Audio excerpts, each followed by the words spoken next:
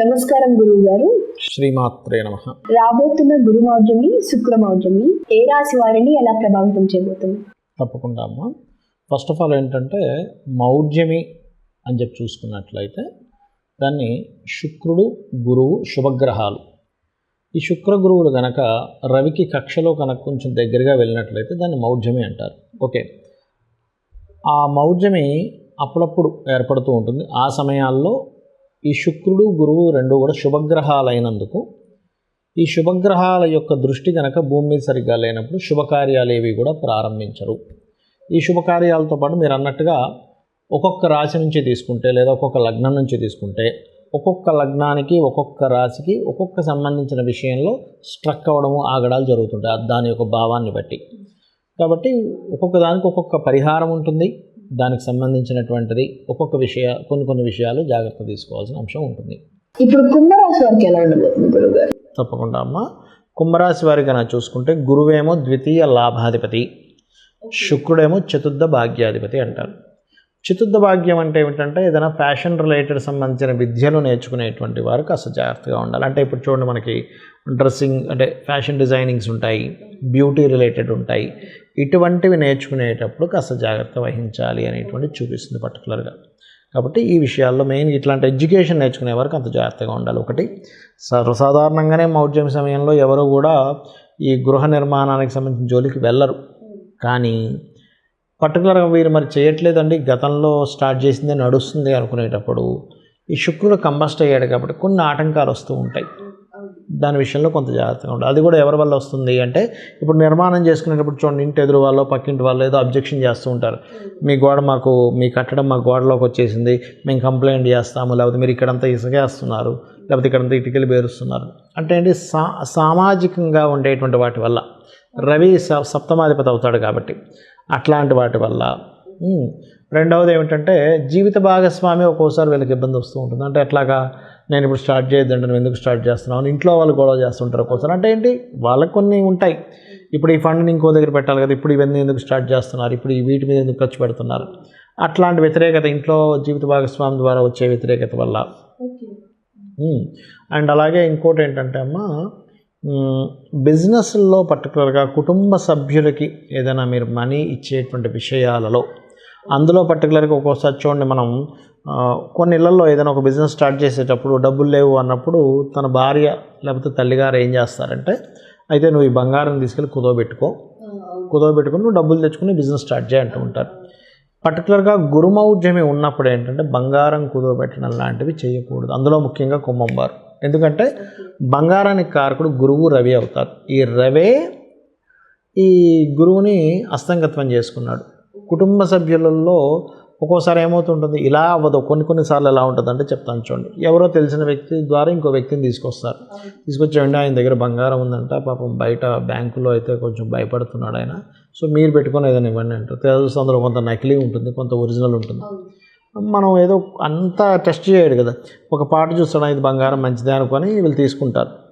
తీరా తీసుకొని డబ్బులు ఇచ్చాక తీరా చూస్తే అది నకిలీ బంగారం అని తెలుస్తుంది. అంటే ఏదో లాభాపేక్షకు పోయి, ఇప్పుడు గురువు, రవి ఇద్దరు బంగారాల కారకుడు, ఈయన 2 and 11th లార్డ్ అయ్యాడు. 211 అంటే ఏంటి, ధనం లాభం వచ్చేస్తుంది దీనివల్ల. ఈయన ఏదో తక్కువగా అమ్మేస్తానంటున్నాడు. బయట అయితే మనకి ఇప్పుడు 60,000 దాకా చిల్లరేమో ఉంది బంగారం ఇప్పుడు ప్రజెంట్. ఈయన 50,000కి ఇస్తా అంటున్నాడు. ఇది అర్జెంట్ దీంట్లో ఉన్నాడు, బయట అమ్ముకోలేని పరిస్థితి, ఈయనకి తెలియదు కదా, అమాయకుల్లాగా ఉన్నాడు. ఏదేదో మనం కొనుక్కుందాం, తులం మీద ఒక 20,000 తక్కువ వస్తుంది కదా మనకి అని ఏం చేస్తారు, ఇలాంటి ఆశకు పోయి నష్టపోతుంటారు. కాబట్టి ఈ విషయాల్లో జాగ్రత్తగా ఉండాలి. మరి దీనికి ఏమిటి పరిహారము అని చెప్పి చూసుకున్నట్లయితే, పర్టికులర్గా మీరు ఆహార పదార్థాలకి సంబంధించిన విషయంలో మీరు ఏ ఆహారం తీసుకున్నా సూర్యుడికి సమర్పించి మీరు ఆహారం తీసుకోండి.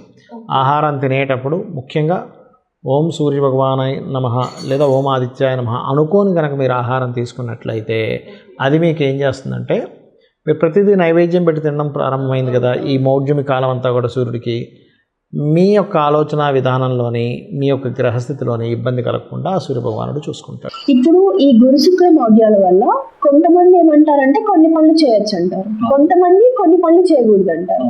వాటి గురించి వివరిస్తారు. అంటే ఎవరేం చెప్పినా శాస్త్ర ప్రమాణం అమ్మ.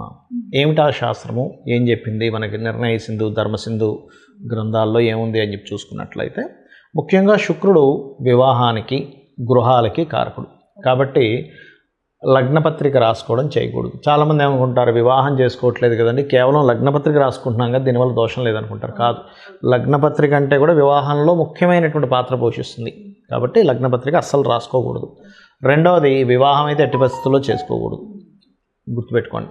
ఇక శంకుస్థాపన, గృహప్రవేశము, నూతన గృహప్రవేశం చేస్తుంటారు, నూతన గృహ శంకుస్థాపన చేస్తుంటారు, గృహ ఆరంభం చేస్తూ ఉంటారు చూసారా, ఇటువంటివి అస్సలు పనికిరాదు, ఇది గుర్తుపెట్టుకోండి. అందులో గురుమౌఢ్యమి సంబంధించిన వాటిల్లో ఏంటంటే ఉపనయన సంబంధించినటువంటివి కూడా చేయకూడదు, ఇది మెయిన్గా గుర్తుపెట్టుకోండి. మరి చేయదగ్గ పనులు ఏమిటి అని చెప్పి చూసుకున్నట్లయితే, ఇప్పుడు అన్నప్రాసన ఉంది, అన్నప్రాసన చక్కగా చేసుకోవచ్చు, దానికి ఏం సంబంధం లేదు. ఎందుకంటే గురువు కానీ శుక్రుడు కానీ అన్నప్రాసనకి సంబంధం ఉండదు వాళ్ళకి, అది చంద్రుడు కారకత్వం అన్నప్రాసన అనేటువంటిది. ఓకే, అదేవిధంగా ప్రయాణాలు కూడా చంద్రుడికి కారకుడు. చాలామంది ఏమనుకుంటారంటే, అమ్మో మనం ఇప్పుడు ఈ మౌఢ్యం ఉంది కదండి, ప్రయాణం చేయొచ్చా అనుకుంటారు. అలాంటిది ఏమీ లేదు. ఇంకొకటి ఏంటంటే, ఏదైనా శుభకార్యాలకి కాకుండా ఇప్పుడు మామూలుగా చూడండి, మనం ఏదైనా తీర్థయాత్రల ప్రయాణాలు చేస్తాం చూసారు, దానికైతే మీరు ఏమీ చూసుకోవాల్సిన పని లేదు. ఎందుకంటే భగవత్ సంబంధించిన వాటి దగ్గరికి వెళ్తున్నప్పుడు భగవంతుడే చూసుకుంటాడు అనమాట. ఓకే, కాబట్టి ఇటువంటివి ముఖ్యంగా గుర్తుపెట్టుకోవాలి. అలాగే మరికొన్ని విషయాలు ఇక్కడ చూసుకున్నట్లయితే, ఇప్పుడు చూడండి, ఇందాక మనం చెప్పుకున్నాం ఏమని, గృహప్రవేశము, గృహారంభము చేయకూడదు అన్నాం. కానీ గృహ రిపేర్లు చేసుకోవచ్చు. ఇప్పుడు ఇంట్లో ఏదో వాస్తుదోషం ఉంది, లేకపోతే సంథింగ్ లోపల ఏదో ప్రాబ్లం ఉంది, బండలు పాడైపోయాయి, లేకపోతే బాత్రూంలో వాటర్కి సంబంధించిన ఏదో ప్రాబ్లం వచ్చింది, ట్యాప్స్ పాడయ్యాయి, అమ్మ మౌఢ్యమి కదా ఈ టైంలో చేయించుకోకూడదు అనేటువంటిది ఏమీ లేదు, ఇది గుర్తుపెట్టుకోండి. ఓకే, అదేవిధంగా మరికొన్ని విషయాలు కనుక చూసుకున్నట్లయితే, ఇక్కడ ఆరంభం చేయకూడదు అన్నారు కదా, భూములు కొనొచ్చా లేదా అనేటువంటి సందేహం వస్తుంది కొంతమందికి. భూములు కొనడము చేయవచ్చు, అమ్మడము చేయవచ్చు, తప్పులేదు. ఎందుకంటే భూమికి కారకుడు శుక్రుడు కాదు, గృహానికి శుక్రుడు. భూమికి కారకుడు బుధుడు, కుజుడు అవుతారు, అంటే పొలాలు గట్రా వాటికి బుధుడు అవుతాడు. అదేవిధంగా ఈ యొక్క ల్యాండ్స్కి కారకుడు కుజుడు అవుతాడమ్మా. కాబట్టి కుజుడు ఎక్కడ అవ్వట్లేదు కదా, ఎప్పుడు మీరు కొనకూడదు, అమ్మకూడదు, ఎప్పుడు చేయకూడదు, కుజుడు కంబస్ట్ అవుతాడు ఒక్కోసారి, అలాంటప్పుడు చేయకూడదు. ఓకే, అది గుర్తుపెట్టుకోండి. అలాగే మరొకటి ఏంటంటే, ఇంకొంతమంది నేనంటే హాస్యాస్పదంగా ఉంటుంటుంది, ఉద్యోగంలో జాయిన్ అవ్వచ్చండి అని అడుగుతుంటారు మౌఢ్యంలో. ఉద్యోగానికి సంబంధం లేదు, చక్కగా ఉద్యోగం మారాలనుకుంటే మారచ్చు, కొత్త ఉద్యోగంలో జాయిన్ అవ్వచ్చు. ఇంకోటి శాస్త్రం ఏం చెప్తుందంటే, ఉద్యోగం సంబంధించిన విషయంలో ఇన్నేం చూసుకోవద్దు, ముందు ఉద్యోగం చాలా ముఖ్యమైనటువంటిది. కాబట్టి వీలున్నంత దగ్గరలో, ఇప్పుడు ఒక ఉద్యోగం వచ్చింది, చాలామంది ఏం చేస్తారు, అమ్మో ఈ నెలంతా సరిగ్గా లేవండి, నెక్స్ట్ మంత్ జాయిన్ అవుతా అంటాడు. కంపెనీ వాడు మీకోసం ఎందుకు వెయిట్ చేస్తూ కూర్చుంటాడు, తొందరలో టక్మని రేపుందా ఎల్లుండుందా, ఏది బాగుంది వెంటనే జాయిన్ అవ్వాలి, కానీ దానికి ముహూర్తాలు అవన్నీ పెట్టుకుంటూ కూర్చోకూడదు. ఓకే, అది గుర్తుపెట్టుకోవాలి. అదేవిధంగా వాహన సంబంధించినవి మాత్రం కొంచెం ఒక మంచి, అంటే ఈ మౌఢ్యంలో కంపల్సరీ ఒక్కోసారి వాహనం కొనాల్సి వస్తుంది. శుక్రుడు వాహనానికి కారకుడు కొంతవరకు, అయితే శుక్రుడు ఒక్కడే కాకుండా చంద్రుడు కూడా వాహనానికి కారకుడు అవుతాడు మూమెంట్కి. కాబట్టి కొంచెం జాగ్రత్త తీసుకొని కొనాలి వాహనం విషయంలో. నూతన వస్త్రాలు కొనొచ్చా కొనకూడదా, నూతన ఆభరణాలు కొనొచ్చా కొనకూడదా, ధరించొచ్చా ధరించకూడదు, ఇట్లాంటి చాలా సందేహాలు ఉన్నాయి. వీటన్నిటికీ ఎటువంటి ఇబ్బంది లేదు అని చెప్పి శాస్త్రం మనకి చెబుతుంది. కాబట్టి ఈ విషయాలు ఖచ్చితంగా మనం పాటించాలి, ఈ విషయాలు పాటించకూడదు. కానీ ఒక్కొక్కసారి ఎలా ఉంటుందంటే, ఖచ్చితంగా చేయాలండి. ఇప్పుడు కొంతమందికి ఎలా ఉంటుందంటే, తండ్రి గతిస్తాడు, అప్పుడు ఈ మధ్యలో చేసేస్తే అయిపోద్ది, లేకపోతే సంవత్సరం దాటిపోతుంది అని ఉంటుంది, సంవత్సరం లోపల చేయాలి ఆడపిల్లకి అంటూ ఉంటాడు. మరి అలాంటప్పుడు ఎలాగా, ఇంతకాలం మేము ముహూర్తాలు సంబంధాలు వెతుకుతుంటే అవ్వలేదు, కానీ ఇప్పుడేమో మౌఢ్యంలో వచ్చేసి అప్పుడు ఎలాగా అన్నప్పుడు, ఇంట్లో పర్టికులర్గా సూర్యనారాయణమూర్తికి సంబంధించింది ఏదైనా సరే జపము చేయించుకొని, అంటే ఇంక తప్పదు అనుకున్నప్పుడు చేయించుకొని, శుక్రబలము గురుబలము పెరగడానికి దక్షిణామూర్తి యొక్క ఆరాధన, అమ్మవారి యొక్క ఆరాధన చేసుకొని, ఏది ఇంకా కంపల్సరీ అయినప్పుడు నేను చెప్తున్నాను, అలాంటి ప్రక్రియ చేసుకొని అన్నదానము, గోసేవ చేసి, గోవులు ఉంటాయి దేశీవాలి గోవు, వాటికి ఏదైనా తినిపించి, అప్పుడు ఈ యొక్క దీంట్లో తప్పనిసరి ఉన్నప్పుడే తప్ప అదర్వైజ్ ఆపుకోవడమే మంచిది. థ్యాంక్ యూ సో మచ్ గురువు గారు. మాకు తెలియని చాలా విషయాలు మీరు మాకు అందజేశారు. ఎలాంటి పనులు చేయొచ్చో ఎలాంటి పనులు చేయకూడదో మీరు చాలా చక్కగా వివరించారు.